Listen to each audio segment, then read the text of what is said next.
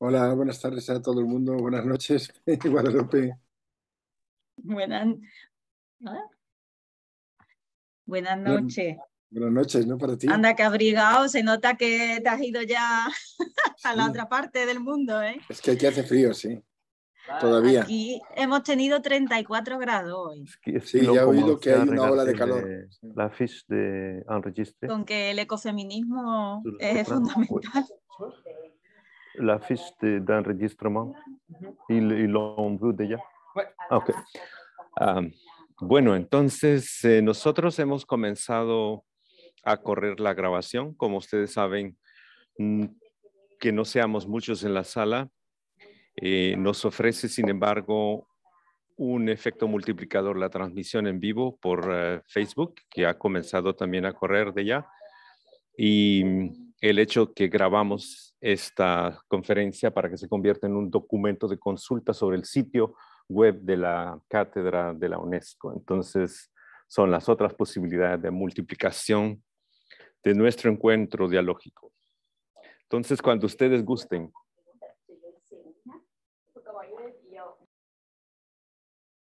Pues sí, principalmente a Lupita la veo, Félix y Elisa están preparados, pues presento esta mesa. Pues comenzando, buenas tardes y buenas noches para quien nos ve desde España. Bienvenidos y bienvenidas pues a este simposio de la Cátedra UNESCO en Democracia, Ciudadanía Global y Educación Transformadora, en colaboración con la Pontificia Universidad Católica de Valparaíso. Este simposio en 2022 tiene el título Diálogo y Emancipación. Yo soy Guadalupe Calvo García, soy la presidenta de esta sesión titulada Ecofeminismo y retos globales. Les tengo que recordar que el simposio dura 4 días, comenzó ayer y estará hasta el viernes, que es de acceso abierto, gratuito a través de Zoom y Facebook. Hay unas 40 sesiones de 1 hora cada una, en inglés, francés, español, algunas están traducidas. Lo ideal es que entren en el sitio de la cátedra, concretamente en el espacio del simposio, y revisen cuáles son las que les interesan más y se inscriben. Concretamente ahora, bueno, vamos a tener 1 hora de diálogo con 3 personas que les voy a presentar en un momentito. Tendrán unos 15 minutos cada una. Yo si les tengo que cortar, pues lo siento mucho, me dará mucha pena, pero son las normas, vamos ajustadas de tiempo. Porque la idea es dejar como unos 10 minutos al final para preguntas, debates. Por favor, se pide a todas las personas que estén en esta videollamada que apaguen sus micrófonos, pero que pueden dejar sus preguntas a través del chat. Antes de presentarles, pues recordad que al final del día, bueno, ya aquí en España estamos casi al final del día, pero más tarde hay una sesión llamada Happy Hour, en la que se presentarán las conclusiones de todas las sesiones de hoy, se podrá hablar de manera más tranquila. Entonces, en el sitio del simposio pueden ver el enlace para entrar ahí, ¿vale? Y bueno, ya paso a presentarles a quienes van a compartir sus saberes y sus experiencias. En este momento hemos intentado organizar la mesa desde como el discurso un poco más teórico, pasando también por discurso académico, pero apoyado también en datos más empíricos, terminando con prácticas que se llevan a cabo en la escuela, ¿no? En relación a la temática que nos ocupa. En primer lugar hablará Félix Angulo Rasco, que es catedrático de educación por la Universidad de Cádiz, ha sido docente durante un montón de años, no sé ni cuánto, en el Departamento de Didáctica, la Facultad de Ciencias de la Educación, y también ha sido durante muchos años director del grupo de investigación, Laboratorio para el Análisis del Cambio Educativo. Ha coordinado muchísimos proyectos de investigación financiados a nivel estatal y autonómico, por los que ha tenido algunos premios. Señala que sus principales líneas de investigación pues, son la epistemología, la cultura digital, las políticas educativas. Cada vez yo creo que Félix se ha ido orientando más o se ha ido concentrando más en lo que es la justicia social desde el ámbito educativo, educativo, hablándonos también, ¿no? Por eso también era interesante escucharlo aquí especialmente, de justicia ecológica en la escuela, ¿vale? En los últimos años nos dejó en España y es docente del Magíster en Educación de la Pontificia Universidad Católica de Valparaíso, bueno, de esta universidad que ya hemos mencionado antes, y también es miembro de esta cátedra UNESCO que organiza este evento. Después tendremos a Rosa Guadalupe Mendoza Zuani, investigadora en el Instituto de Investigaciones en Educación de la Universidad Veracruzana en México, miembro del Sistema Nacional de Investigadores nivel 2 y miembro de la Academia Mexicana de la Ciencia, doctora en Políticas por la Universidad de York en el Reino Unido y también maestra en Ciencias Antropológicas por la Universidad Autónoma de Yucatán en México. Concretamente, ella en la actualidad está desarrollando y coordina un proyecto yo creo que es en inglés, ¿no? CARE México, que busca contribuir a una nueva pertinencia y relevancia de la educación a través de aprendizajes situados para la sustentabilidad basados en narrativas, saberes y prácticas locales y su articulación al currículum. Las líneas principales de investigación que tiene ella son conocimientos indígenas y locales, particularmente de mujeres en procesos de aprendizaje situado en la escuela y también la investigación educativa con enfoque ecofeminista y crítico. Terminaremos esta mesa con Elisa Costanza Zamora Pérez, que es licenciada en Filología Hispánica e Italiana, doctora en Filología Hispánica y profesora de Lengua Castellana y Literatura, ensayista, poeta, dramaturga, autora de ensayos como Mujeres en tinta violeta o de obras teatrales como Quijotescas o Platero y ella. Investigadora sobre la reescritura de mitos, feminismo, coeducación, teatro y música. Y bueno, y ella concretamente este año se ha jubilado, pero su centro es referente por una actividad que ella puso en marcha, yo creo que con los 90, por ahí, el Feminario, donde ella visibiliza la labor de mujeres en la ciencia y en la cultura, y también mujeres ecologistas. Precisamente eso es especialmente lo que nos va a presentar hoy. Y bueno, también ha sido galardonada con premios a la coeducación, premio también Poeta Pilar Paz Amar, el premio Meridiana de la Junta de Andalucía, y bueno, ya porque quería un poco que se supiera quiénes eran las personas que nos iban a compartir su saber, pero yo no quiero hablar más, así que le doy paso, en primer lugar, a Félix Angulo. 15 minutos, Félix. Sí, muchas gracias a todos ustedes por permitirme soltar algunas ideas que tengo en la cabeza. Espero tenerlas con algún sentido, las tengo aquí en un papelito y espero que les resulten verdaderamente interesantes. Pero quisiera empezar con un pequeño homenaje. Es decir, yo entré realmente como docente en el mundo de la ecología, más allá de mi preocupación por el medio ambiente, a través de un maestro de escuela rural en la zona de la escuela de Bolonia, CPR de Campiña de Tarifa, en Tarifa, que se llama Manolo Quílez. Yo trabajé con él en algunos proyectos europeos en donde salíamos a fotografiar plantas, con sus niños se le hacía fichas con las plantas, las características vegetales, la aplicación social, etc. Él me puso el gusanillo en conectar la pedagogía con la parte ecológica, más allá, repito, de mi propia preocupación por el medio ambiente. Y esto me llevó a la lectura de una persona que no sé por qué le tengo un profundo cariño y admiración, una mujer que yo creo que fue asesinada, que es Petra Kelly. Petra Kelly, si me permiten, tiene una frase muy bonita, dice, ella plantea la convivencia tierna con las plantas y con los animales. Dice ser tierno y al mismo tiempo subversivo. Eso es lo que significa para mí a nivel político ser verde y actual como tal. Entiendo el concepto de ternura en un sentido amplio. Este concepto para mí también es político, incluye una relación tierna con los animales, con las plantas, con la naturaleza, pero también con las ideas, con el arte, con la lengua y con la tierra. Y por supuesto en relación con los humanos, ¿no? El concepto, eso es lo que me llevó a mí a hablar de la justicia ecológica, sobre la que volveré al final, que es la idea de que todo niño o niña tiene derecho a tener una relación tierna con el mundo que le rodea, con el ecos que le rodea, ¿no? Con las ideas que le rodean, pues, con las plantas, con los animales, etcétera, etcétera, ¿no? Y la escuela no puede quedarse al margen de eso. Una manera de vertebrar la justicia social es vertebrarla a través también de la justicia ecológica. No tiene sentido apartar al niño y a la niña del contexto en el que estamos, porque es la salvaguarda del futuro. Yo acabo de venir de una mesa de pandemia, es el freno que podemos tener para que las pandemias del futuro no ocurran de una manera tan trágica como han ocurrido.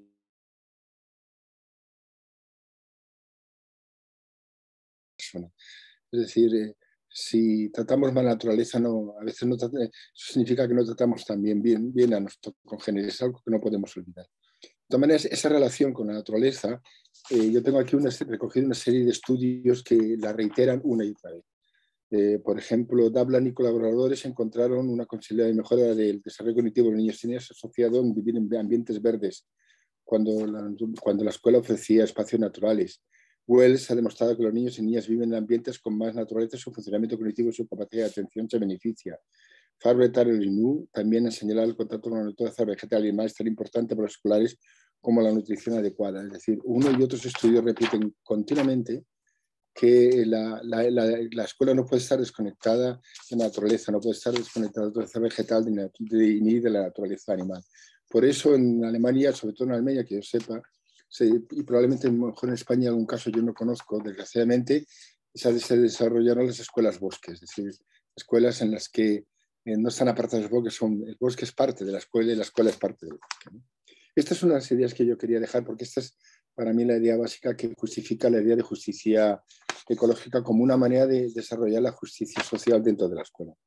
La otra, hay una idea que me viene no tanto de la ecología profunda, sino de lo que el concepto de Dreisek, de lo que él llama racionalidad ecológica, que es una manera, dicen, los seres humanos debemos tener una relación estable, homeostásica con la naturaleza. Es decir, en el fondo, utilizando las ideas de Edgar Morin, deberíamos contrastar con la negentropía la entropía, es decir, no podemos generar más entropía que la naturaleza misma desarrolla, ¿no? Y una de las cosas que plantea Dreisek, que me gustó mucho, es, dice, debemos escuchar las señales de la naturaleza. Teniendo en cuenta esta idea de debemos escuchar las señales de la naturaleza, justamente quien más ha sabido escuchar las señales de la naturaleza han sido los pueblos originarios y también las mujeres dentro de los pueblos originarios. Y justamente porque ellas son las que han sabido escucharlo hace muchos años, desde sus propios orígenes, y sobre todo en el siglo XX y el siglo XX, final del siglo XX y el siglo XXI, han sido las más perseguidas, desgraciadamente. Empezando por el asesinato de la hondureña Berta Cáceres, ¿no? El grupo Global Witness saca informes sobre el asesinato continuado de activistas, de ecoactivistas, sobre todo de mujeres, en muchos países. Ellos tienen señalado, por poner un ejemplo, dice, en México son los países que más, incluso durante la pandemia, 30 activistas, también en Brasil 26, en Filipinas otros tantos. Es decir, durante el año 2020 se registran 227 ataques letales a ecoactivistas, sobre todo mujeres ecoactivistas, indígenas ecoactivistas, ¿no? Eso es una enorme tragedia que pasa a veces desapercibida porque nuestros medios audiovisuales están en otra historia, ¿no? Pero yo creo que también, y retomando esta idea, la justicia ecológica también supone que los niños y niñas aprendan a escuchar a la naturaleza. Y esto lo volveré a retomar un poco más tarde. Que aprendan a escucharla, es decir, ¿qué es la naturaleza? ¿Qué nos dice la naturaleza, ¿no? Hay otro, y eso ¿por qué es importante? Porque encontré un informe que le acaban de publicar, la revista The Lancet, tiene Lancet Countdown, es decir, la cuenta atrás de Lancet, un informe del 2021, en donde utilizan una serie de indicadores, unos 44 indicadores, y entonces lo está diciendo que se nos está acabando el tiempo. Es tan sencillo como se nos está acabando el tiempo. Como sigamos así, el futuro está cerrado. De verdad que nos vamos, acabamos con nosotros, ¿no? Y perseveramos en la ignorancia, perseveramos en generar entropías negativas, etc. ¿no? Lo que también nos puede, curiosamente, lo que ha habido, a pesar de todo de esta cuenta atrás, esos asesinatos de activistas y ecoactivistas, asesinato, porque no se puede utilizar otra palabra, ha habido un resurgimiento del intento de ayudar a unos y a otros a escuchar la naturaleza. Estoy pensando, por ejemplo, en el Peter Wolleben, en La vida secreta de los árboles, que nos da una visión de los árboles completamente distinta, de los bosques. Una persona que ha vivido... Hay una activista también, una botánica que trabaja en Canadá, que ha dicho lo mismo, es decir, nos dan una mirada diferente a la naturaleza, mucho más viva. Y ahí se entronca también con Stefano Mancuso, con las plantas que tienen sentimiento, que resuelven problemas y tienen su propia inteligencia.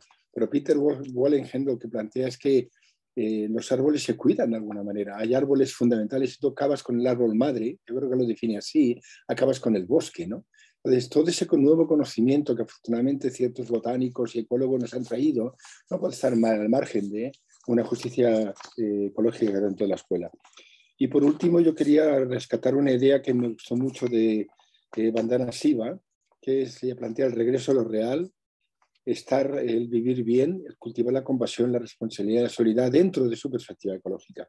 Y eso entronca, y no me cansa de repetirlo, con un concepto de los pueblos amerindios, que es el de Suma Camuaña. Yo creo que cualquier pueblo tiene su propio concepto de sentido. La Suma Camuaña, que hace referencia a la buena vida, al sentido moral del bien, de la vida correcta, al buen vivir, con el equilibrio armónico con la comunidad, con la naturaleza, con la espiritualidad, con la familia, con el cuerpo y con la mente.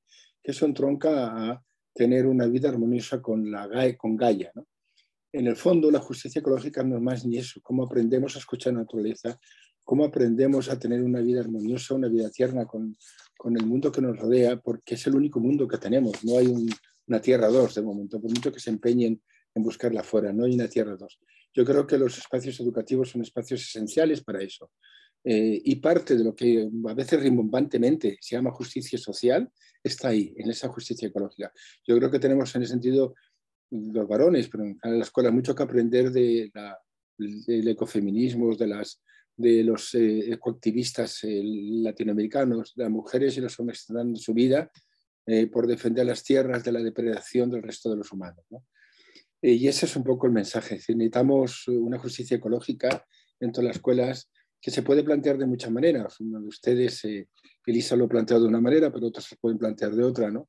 Que es cómo podemos mirar, sentir, entender la naturaleza de una forma diferente, de tal manera que la hagamos parte de nosotros, que no es el otro extraño, que no es el otro ajeno. Muchas gracias, solo quería decir eso. Pues muchas gracias, Félix. Entonces, damos paso a Lupita Mendoza.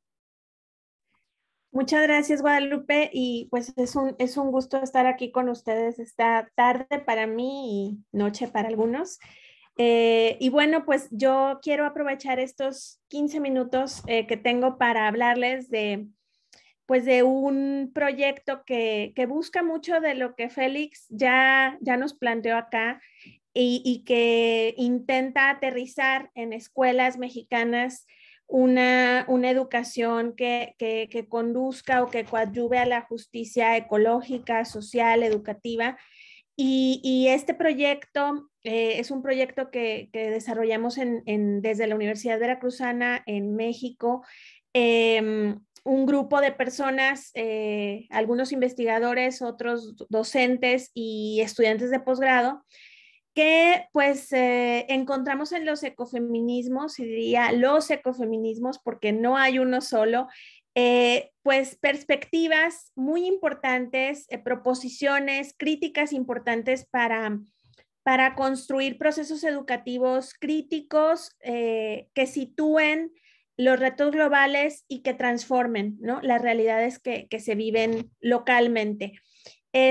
Nosotros lo que hacemos como equipo es pues intentar construir procesos colaborativos con docentes, con madres y padres de familia para propiciar estos procesos de aprendizaje situado con enfoque feminista y reflexionar sobre ellos. Entonces es un proyecto de investigación que algunos llaman de intervención, en esta dicotomía, ¿no?, que se establece en muchos lugares entre investigación e intervención, pero que personalmente creo que es un tanto estéril porque hay procesos que buscan la acción, que buscan el hacer y a la par ir generando conocimiento de esos procesos, ¿no? Entonces, este es un proyecto de ese tipo, es un proyecto que busca hacer con docentes y con familias para pues mejorar y sobre todo hacer significativos los aprendizajes en escuelas públicas. Nosotros trabajamos en escuelas públicas de niveles desde el preescolar hasta la secundaria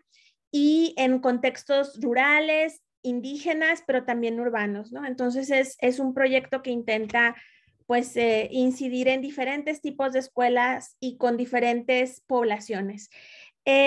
Nosotros hacemos este proyecto inspirándonos en los ecofeminismos, con una fuerte influencia de Alicia Puleo, de varias ecofeministas que nos han enseñado, han sido generosas y hemos podido ir tejiendo también conexiones con el ámbito de la educación, ¿no? Para realmente aterrizar estas ideas que nos parece que son importantes para plantearnos procesos educativos que nosotros hemos luchado mucho porque no se entiendan como educación ambiental, sino como una educación en la que la naturaleza está presente. ¿Por qué? Porque dependemos de ella para respirar, para vivir, para estar hoy aquí.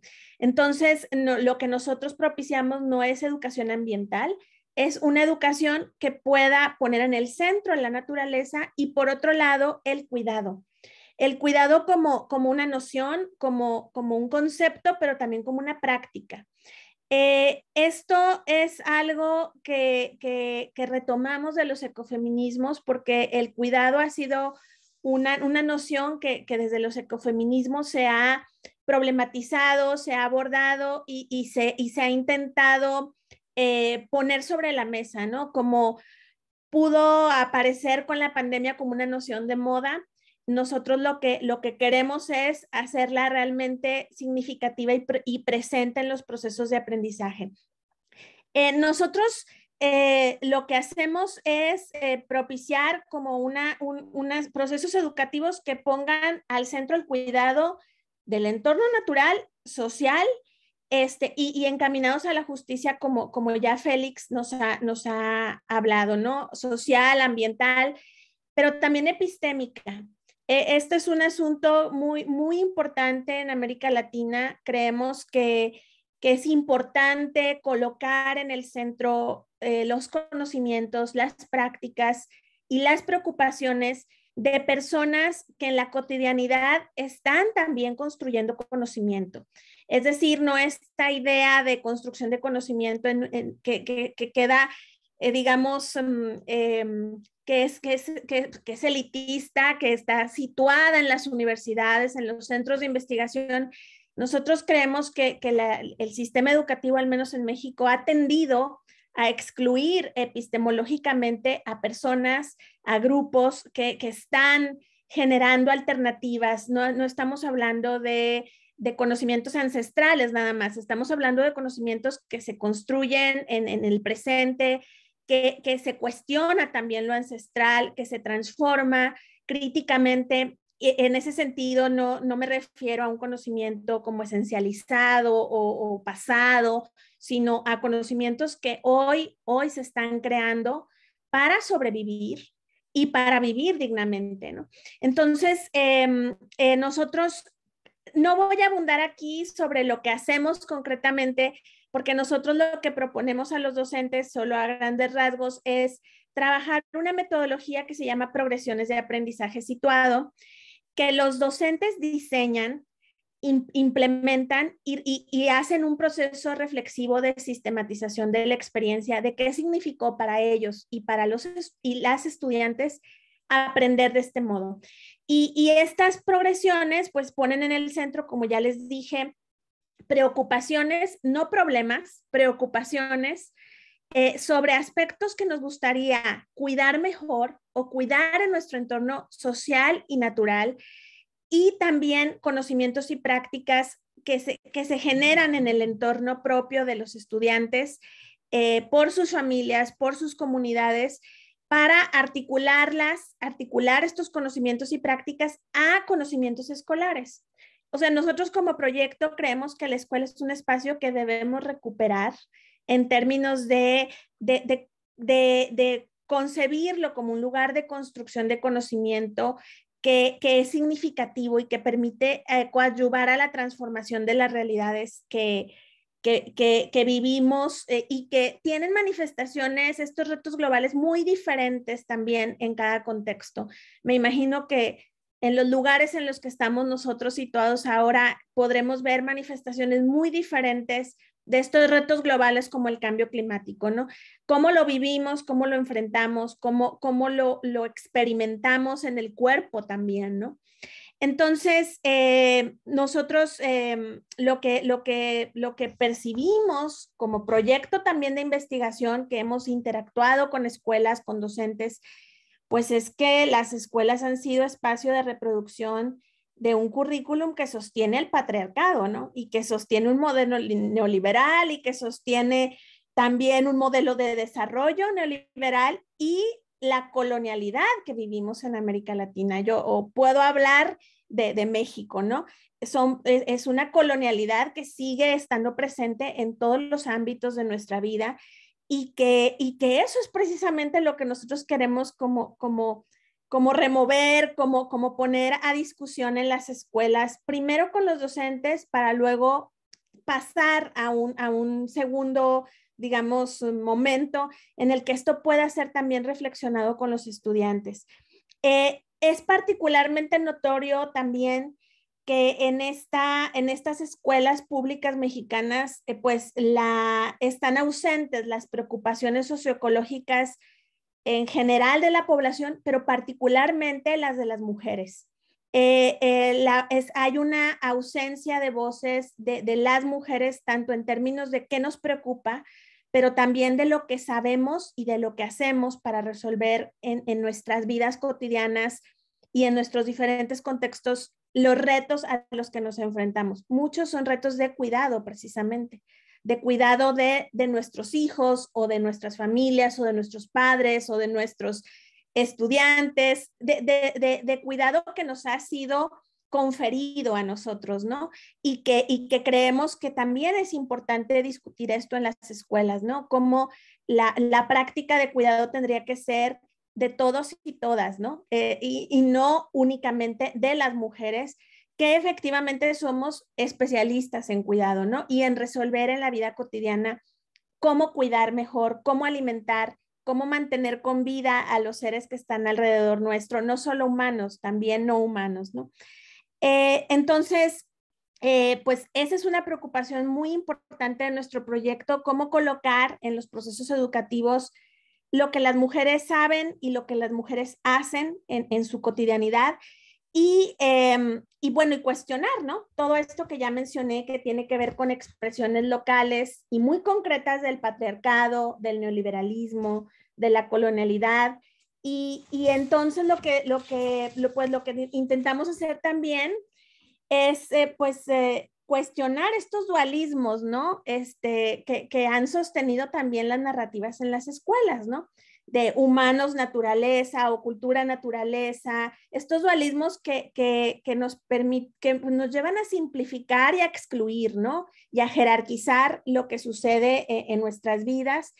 Todo esto es lo que queremos como remover primero con docentes que podamos acompañar en procesos que les llamamos de formación acompañada.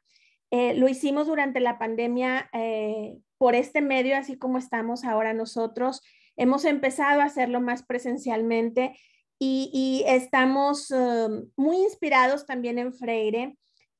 Hablamos con los docentes sobre esta importancia de no cometer este error epistemológico del que hablaba Freire, de excluir todo aquello esta sabiduría, ¿no? que emerge de la cotidianidad, de los retos que enfrentamos día a día las personas. Y también ponemos mucho en el centro la experiencia como una categoría importante, ¿no? Es muy interesante ver cómo muchos de los docentes con los que nosotros colaboramos y nosotros como equipo concluimos que el cuidado es una experiencia que nos permite estar vivos hoy y vivas hoy, ¿no? Y que no es algo ajeno a nosotros, lo conocemos como experiencia vivida.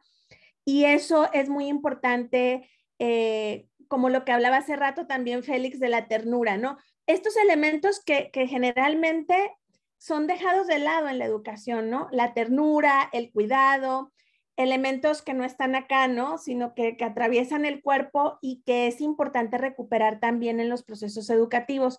A nosotros nos inspira mucho Rachel Carson, que es conocida más por todo lo que detonó, ¿no? A través de su denuncia, pero ella tiene un libro maravilloso que se llama El sentido del asombro, que les recomiendo mucho. Es un libro corto, pero en el que ella habla precisamente de su experiencia como tía de un pequeño, en el que ella nos anima como a privilegiar el sentir, las emociones, la exploración con los sentidos, para que luego emerja el conocer, ¿no? Y luego amar y admirar. O sea, ella hace una observación de lo que su sobrino experimenta al asombrarse de lo natural, de lo que ocurre en la naturaleza, y que eso le permite o lo conduce a querer conocer más y amar más y a asombrarse más de las maravillas de la vida.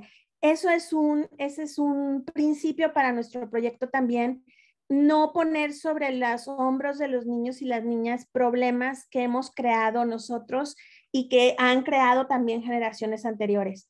Entonces, ellos más bien lo que nosotros incentivamos mucho es el asombro, el recurrir a los sentidos para aprender también, no solamente esta parte racional, ¿no? Del conocer, sino el conocer a través de los sentidos también. Y eso nos ha llevado a ver ya en la implementación de las progresiones en las escuelas resultados muy, muy, muy importantes.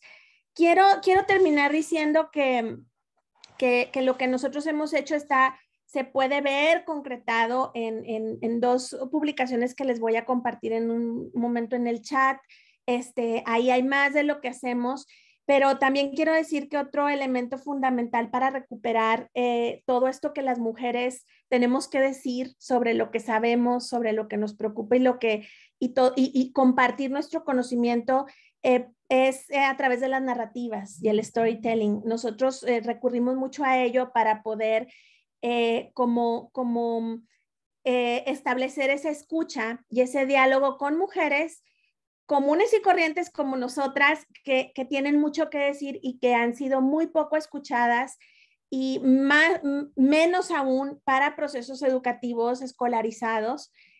Por eso es como nuestro reto, ¿no? Llevar ese saber y esa práctica a las escuelas y eso implica obviamente una colaboración muy estrecha entre las escuelas y la comunidad y las familias, que también implica un cambio de chip, ¿no? De los docentes, de las docentes respecto a esa relación que al menos en México se ha tornado muy difícil por una barrera que se ha establecido entre la escuela y la familia, ¿no? Entonces, hay muchos retos para hacer esto, pero no me voy a extender más, simplemente les comparto en el chat lo que hacemos un poquito más, y pues muchas gracias por la escucha. Muchas gracias a ti, Lupita. Muy interesante ese proyecto y me encanta ver cómo Feli y tú nos conocíais, pero cuando lees a Feli, lees o te escucho a ti, ¿no? Como yo quiero hacer el resumen para enviarlo después, ¿no? Para la Happy Hour, y veo las conexiones, qué bien, ¿no? Que estando en distintas partes del mundo trabajando cosas distintas, pues conectemos tanto. Y nada, el tiempo vamos súper bien y le doy paso ahora a Elisa. Encantada de estar aquí también. Veo que estamos muy en sintonía porque estamos hablando de autores comunes, de maestros comunes. Yo vengo a hablarles de mi experiencia docente con el ecofeminismo, de una práctica en la que visibilizamos a ecofeministas. Y como le pasa a Lupita, yo considero a Alicia Puleo maestra en la distancia, porque nunca me ha dado clase ni he estado con ella, pero soy seguidora de sus libros, y ella define el ecofeminismo como un pensamiento crítico que nos permite cuestionar el presente y encaminarnos a un futuro que sea digno de ser vivido, no un futuro de las mal llamadas catástrofes naturales, porque las estamos provocando prácticamente nosotros, ¿no? Con la forma de relacionarnos con la naturaleza. prácticamente yo me encontré, bueno, desde joven, pues yo tenía 13 años cuando fue el Año Internacional de la Mujer y ya en las teles, en la televisión española salía, incluso las niñas decíamos que, oye, que tenemos derecho, etcétera.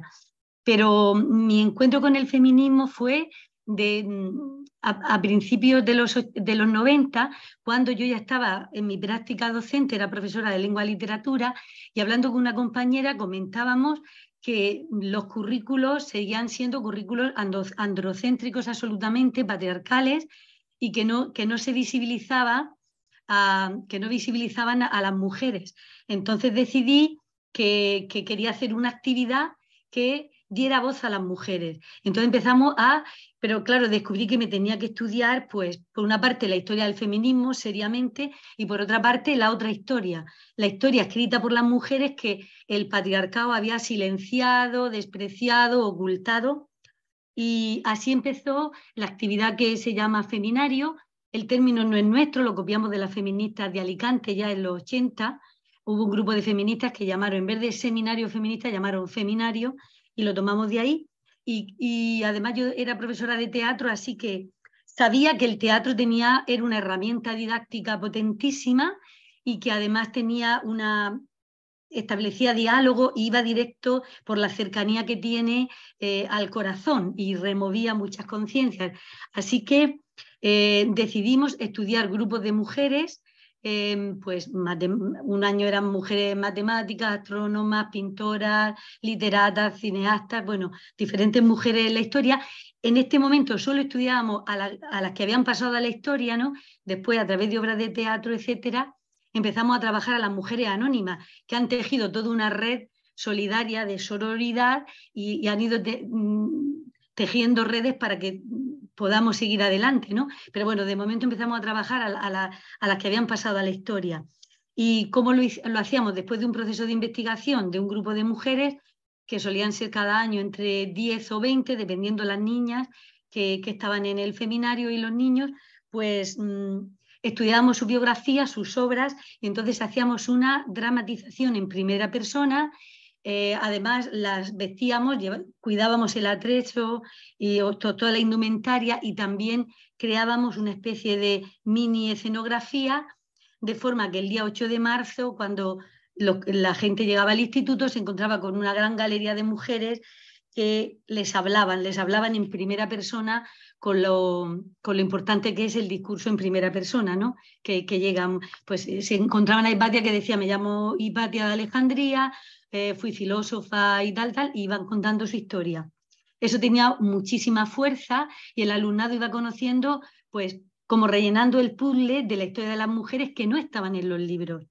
En el año 2006 nos dedicamos a hacer mujeres científicas, así como en general, y entonces ahí me di cuenta que las mujeres, sobre todo las estudiadas, pues Vandana Shiva, Wangari Maathai, Rachel Carson, Lynn Margulis, que eran mujeres científicas, ensayistas, etcétera, aunque ellas no tuvieran conciencia ecofeminista ni conocieran el término de François Daubon, sin embargo, sí que estaban haciendo una forma muy diferente de hacer ciencia, ¿no? Digamos que la ciencia con voz de mujer se acercaba mucho al ecofeminismo. Y entonces, ya a partir del año, pues, claro, cuando François Daubon habla del concepto de unir feminismo y ecología, ¿no? En el término ecofeminismo, ella hablaba que era la única solución para resolver la crisis que estaba viviendo el planeta en ese momento, que era mucho menor que lo que tenemos ahora con la urgencia climática, que es ya, ¿no? Porque ya los científicos en el planeta han dado ya 2 avisos, ¿no? Y más de 15.000 voces de la ciencia en el año 2017 han dicho, ha mandado una advertencia a la humanidad, que esto tenemos que ir rápidamente a cambiar el estilo, ¿no? Por eso en 2020 pues decidimos trabajar mujeres y ecología, o sea, nos dedicamos plenamente al ecofeminismo. Además de, claro, que mi objetivo era que el alumnado, por ejemplo, empezara a escuchar otras maneras de narrar el pensamiento científico, porque se habla de supervivencia, de lucha de la especie, de que sobrevive el más fuerte, y sin embargo Lynn Margulis nos contaba con su teoría Gaia y con todos los trabajos sobre células, que la vida en el planeta surge precisamente por la cooperación, que es un concepto totalmente diferente. Como organismos unicelulares se unen y hacen seres más complejos. Entonces la cooperación está en la entraña misma de la vida en el planeta. Quería que oyeran otro discurso. Por supuesto, en 2017 ya incorporamos toda la lucha ecológica llevada en Centroamérica y Latinoamérica, desconocida en los medios, muchas veces en los medios de comunicación, y los alumnos se quedan muy asombrados y las alumnas de ver que, por ejemplo, a Berta Cáceres la matan por defender los derechos del pueblo lenca y porque les quitaban el río y desviaban el río para que grandes capitales internacionales hicieran presa y tuvieran electricidad. O, por ejemplo, la guatemalteca Lorena Carnal, ¿no? que fue la creadora del movimiento comunitario territorial, ¿no? Entonces, escuchamos otras voces que no eran solamente las voces intelectuales europeas y norteamericanas, y luego también, a partir de 2017, en este seminario del 2020, visibilizamos también a voces adolescentes, como la de Greta Thunberg o la hermana Winsen en Bali, ¿no? que con su campaña Bye Bye Plastic Bag consiguieron que no hubiera bolsas de plástico en Bali, ¿no? Bueno, era muy importante ver, cuando lleve 10 minutos me paras porque yo quiero que veáis 2 vídeos, ¿vale? De mi alumnado actuando, ¿no? A ver, en el seminario, no sé cuánto tiempo tengo. Me quedan 2 minutos todavía, ¿no? Vale. Te quedan... Sí, tienes como 2 minutos para hablar. Más o menos, sí. Sí, vale, pues entonces hablo 2 minutos más y ya pasamos a ver los vídeos. También trabajamos la figura pues, de Marla Spivak, ¿no? Porque cada vez me sorprende más cómo entra una abeja o una avispa en una clase y parece que entra un dinosaurio. La gente se sube encima de las mesas, las sillas. Y Marla Spivak ha hecho todo un trabajo de denuncia de la apocalipsis, cómo están muriendo las abejas melíferas fundamentalmente, pero todos los insectos, que son además agentes de polinización, que si no polinizan nos morimos de hambre, y ha denunciado la existencia de desiertos alimenticios, ¿no?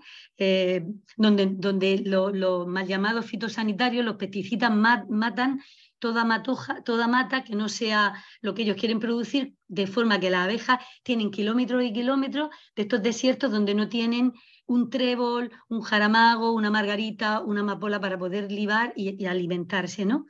O mujeres como Rachel Carson, que ha sido ya nombrada, que ya en 1958 denunció el uso mortífero del DDT y con su libro Primavera Silenciosa pues inspiró a grupos como Greenpeace. Bueno, conocer a estas mujeres, releerlas después del año 2006 con la urgencia climática ha sido para el alumnado muy enriquecedor. Y bueno, también porque los grandes santuarios del planeta están en manos de mujeres o han estado, ¿no?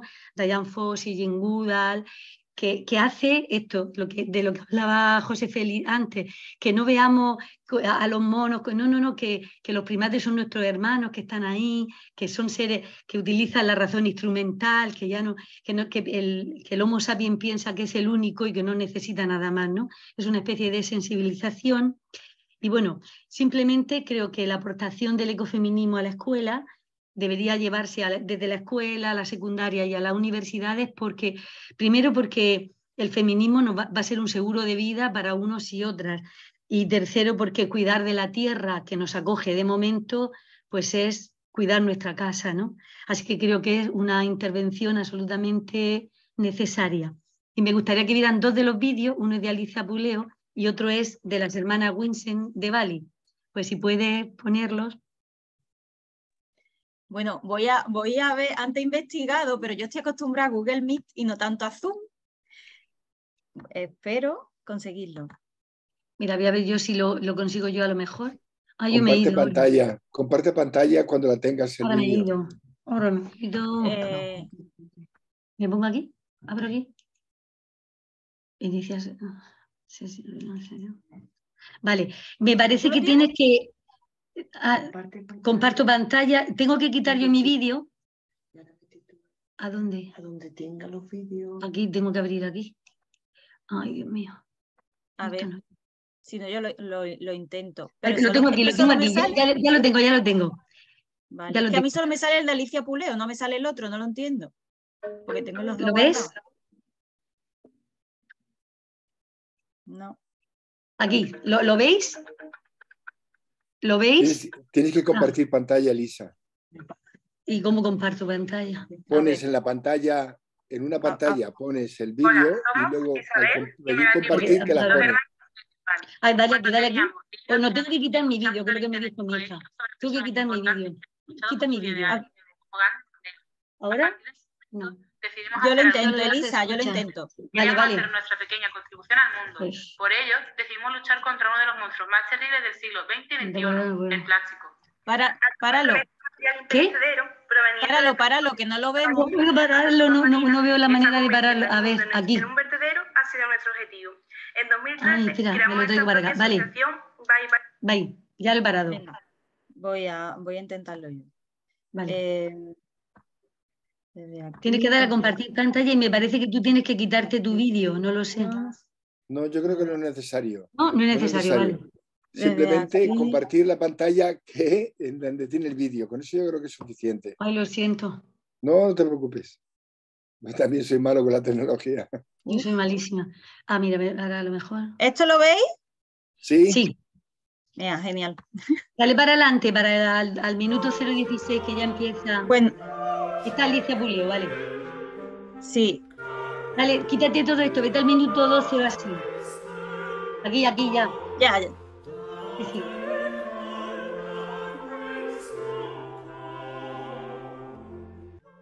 Me llamo Alicia Puleo. Soy filósofa y escritora ecofeminista. Se me considera la pionera en España del ecofeminismo, término acuñado por la escritora francesa Françoise Dubon, creadora en 1978 de un movimiento llamado ecologismo-feminismo, que buscaba un mundo de igualdad y de paz con la naturaleza. El ecofeminismo es un movimiento crítico y constructivo que nos ayuda a conseguir un futuro mejor. Denuncia la responsabilidad que el neoliberalismo tiene en la devastación del medio ambiente, así como la desigualdad brutal en el reparto de la tierra y la feminización de la pobreza. Para el desarrollo de mi propuesta ecofeminista me he inspirado en la escuela filosófica de Epicuro, también llamada El Jardín, como lugar de reflexión y de encuentro en el que conseguir la felicidad desde el respeto a la naturaleza y en condiciones de igualdad. Recordemos que en el Jardín de Epicuro, a diferencia de las otras escuelas filosóficas, estaba permitida la entrada tanto a hombres como a mujeres, personas extranjeras o esclavas. Mi jardín huerto ecofeminista no predica el retiro del mundo, sino un compromiso contra las formas patriarcales de insaciable voluntad de dominación que han conducido a la crisis ecológica actual. Verde y rebelde, libre y llena de vida, invita a imaginar un futuro de igualdad entre sexos y paz con la naturaleza. Un mundo sin explotación humana o animal. No propongo una visión idílica del mundo natural, que ignore las ventajas que nos ha traído la modernidad, como la sanidad, libertad e igualdad, sino que pretendo alertar de la desmesura patriarcal, fomentada por mecanismos económicos neoliberales. Estos nos están llevando a un previsible colapso, visible ya en las mal llamadas catástrofes naturales, y al incremento de la pobreza y el hambre en el mundo. Para conocer mejor nuestro proyecto ecofeminista que ama la tierra y a los animales que en ella habitan, pueden leer algunos de mis libros, como Ecofeminismo para un mundo posible, o buscar información en la red ecofeminista, creada en Madrid en 2012, que ha asumido mis planteamientos. De esta manera conseguiremos tomar conciencia de la responsabilidad moral que conlleva el poder tecnológico actual.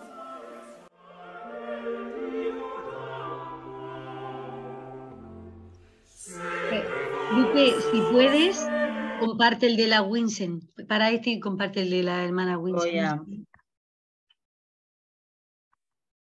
Muy hermoso, Elisa, muy hermoso. Ay, me alegro. He puesto a esta mujer porque, claro, las niñas la viven como la maestra más cercana, ¿no? Pero, y porque, como es, bueno, por ejemplo, Lorena Carnar o Berta Cáceres, que las niñas además son niñas, hijas de inmigrantes hispanoamericanas aquí, lo hacían con mucho sentimiento, pero el audio en directo no se oía bien, con lo cual no se hubiera oído, entonces es una pena, porque estos están ya grabados encima para que se pueda oír mejor. Voy con el otro. Sí, sí, muy bien. Gracias, Lupe. Dale hasta el 016 también, así. Está muy grande. Está muy grande, no sé por qué se ve tan grande. ¿No se ve bien? Se ve más grande. Tiene que salir un poquito más pequeña la pantalla. No se va a ver bien. No sé. Y no se está oyendo, ¿no? ¿No? No. Bueno, yo no lo oigo, ¿lo oís? No, no se oye. Es que este no podía compartirlo por el mismo procedimiento que el otro. Si no, bueno, pues yo, de todos modos, mira, como ya vamos a lo justo de tiempo, venga, vale, muy bien. Si no, yo he compartido el enlace a la web del Instituto de Elisa, donde se puede ver el feminario, concretamente el de ecofeminismo completo, con toda la explicación, todas las mujeres y todos los vídeos, ¿vale? Lo tenéis en el chat, así que para no hacer tanto lío, porque no entiendo por qué el otro no me salía por el mismo procedimiento que el de Alicia Puleo, no lo entiendo. No pasa nada. Entonces, bueno, nos quedan como 12 minutos. No sé, he visto, bueno, se han compartido bastantes cosas interesantes en los libros. Que compartió el primero fue Félix, ¿no? Que compartía el libro de Rachel Carson. Lupita ha compartido los libros que nos ha comentado. Y yo he visto por aquí una pregunta. Sí. Sí, mira, es que Natalia Mesa Eso, estaba buscando la pregunta. Entonces, sí, ¿La quieres leer? Bueno, lo leo, bueno, pero lo ha leído todo el mundo, los cuerpos son excluidos en el currículum tradicional, y es cierto, tiene razón.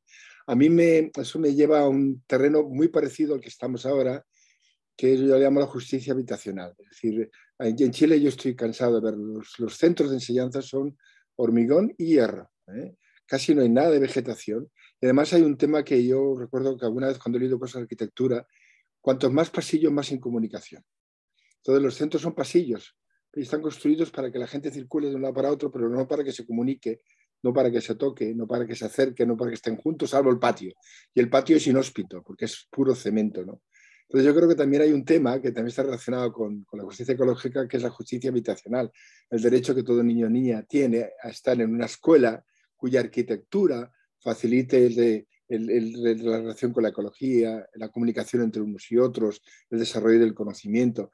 Y esa parte de la arquitectura escolar es algo que también hemos olvidado, salvo en algunos casos de educación infantil o, por ejemplo, el caso de la Escuela de Bolonia, que tenía una estructura modular muy especial en donde no hay pasillos. La Escuela de Bolonia no tiene pasillos, tiene espacios donde la gente se comunica y es una cosa muy curiosa, ¿no? Entonces yo creo que es verdad, tienes razón, los cuerpos han sido excluidos porque la arquitectura, como los aeropuertos, nos ha hecho para que circulemos, no para que nos sentemos, no para que hablemos, no para que estemos a gusto, ¿no? Yo creo que es un tema pendiente muy importante dentro de la escuela, la arquitectura, ¿eh? La estamos dejando en manos de gente que funciona funcionalmente, pero que no tiene un sentido de lo que es ni la pedagogía, ni lo que es la relación con el conocimiento, ni la relación entre los seres humanos, entre unos y otros, y el cuidado, ¿no? Ese es el tema, un tema pendiente grave también, la arquitectura escolar.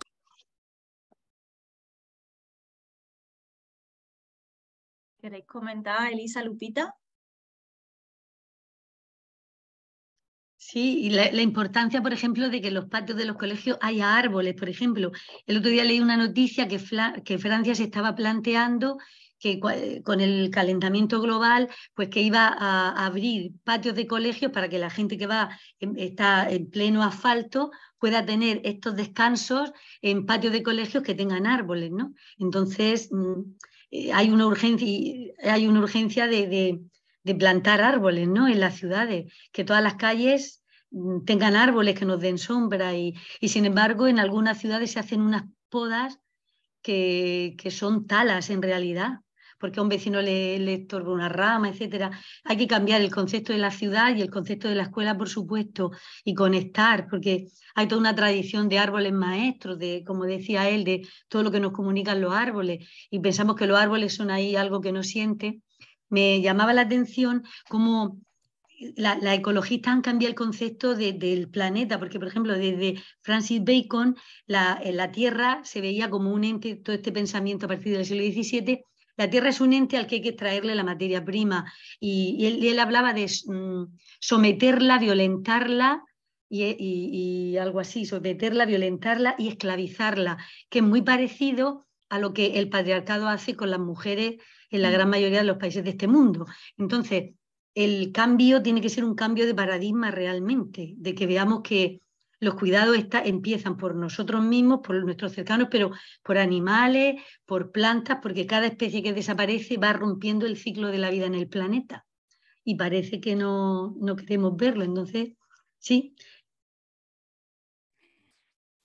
Sí, me gustaría agregar algo a esta idea de que mencionaba Natalia Mesa sobre los cuerpos, ¿no? Excluidos.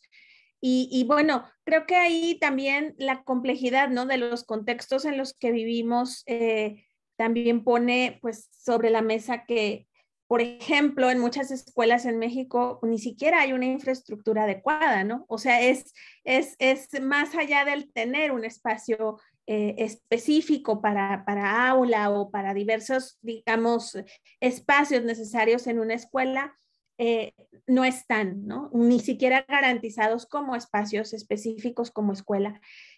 O escuelas sin agua, escuelas sin luz, es decir, esto se complejiza en tanto los contextos son más desiguales, ¿no? Y son más excluyentes. Y las poblaciones son más vulneradas. Y por otro lado, quisiera decir que también hay un fenómeno interesante que tiene que ver con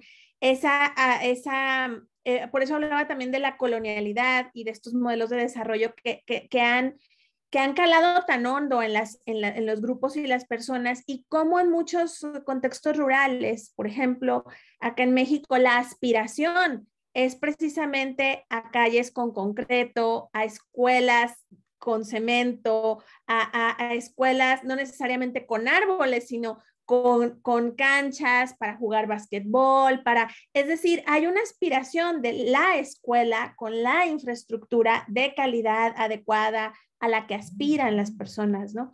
No quiero generalizar, pero hay mucho esta apropiación de la escuela urbana como la escuela deseable, ¿no? Y con estas características que ya mencionaron, ¿no? Los pasillos, el cemento, cero contacto con la naturaleza.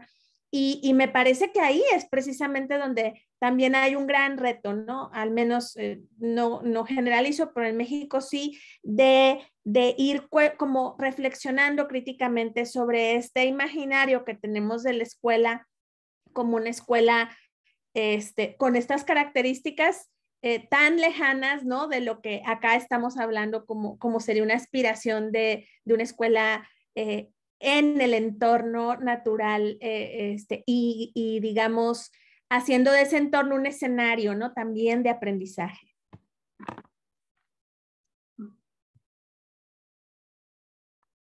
Pues qué bien. Ojalá todas las escuelas fueran como las que habéis contado aquí. No sé si queréis decir algo más en los 5 minutos que nos queda. Yo, bueno, mientras que si lo pensáis, yo repito lo que ya ha puesto Félix Antonio en el chat, ¿no? Que para la hora feliz que hay que inscribirse, nos deja aquí el enlace si es que queremos compartir en ese momento. Y ¿algo más, queridas, queridos? Que ha sido un placer compartir el espacio con vosotros y vosotras. Sí. Hay una anécdota muy bonita, yo creo que fue este verano en Madrid. En Madrid, bueno, Madrid ahora mismo es una ciudad terrible y la están destrozando. Entonces podaron un árbol que tendría 50 o 60 años. Antes de podarlo, era el pleno verano, hacía un calor tremendo. Entonces los que iban a podar, los bomberos que iban a ayudar y otros personal del ayuntamiento se refugiaron debajo del árbol porque hacía mucho calor. Y luego 10 minutos después lo cortaron de cuajo, ¿no? Esas son las incongruencias y absurdidades a las que hemos llegado, claro. Porque Madrid se está convirtiendo en una ciudad antiecológica. El ayuntamiento está quitando espacios verdes, una cosa increíble, impresionante. Sí. Por eso es tan importante que en la escuela llegue el ecofeminismo y la ecología, porque claro. En Sevilla acaban de cortar también 2 cadenas de árboles y han puesto toldos. Entonces, con el calor que hace en Sevilla, que hay 45 grados a la sombra en verano, ¿no? Entonces, claro, pero tenemos que educar para que los niños vean que el árbol es un amigo, que no es... Porque ya nuestros niños no se suben, quiero decir, los niños urbanos no se suben a un árbol, por supuesto, jamás se caen de un árbol, porque más o menos la gente que tenemos una edad hemos trepado a los árboles, no hemos caído, hemos robado albaricoques de un árbol, pero ya nuestros niños no, y los parques están asfaltados con plástico, con una especie de goma aquí en España, ¿no? Entonces hay una falta de contacto con todo. Ya digo, en la escuela entra en el aula una abeja y todo el mundo como si entrara un dinosaurio, es una cosa increíble. Y hay que explicar la importancia de los insectos, ¿no? Que no se puede matar un insecto así como así, que bueno, están muriendo abejas cada día, total, sí.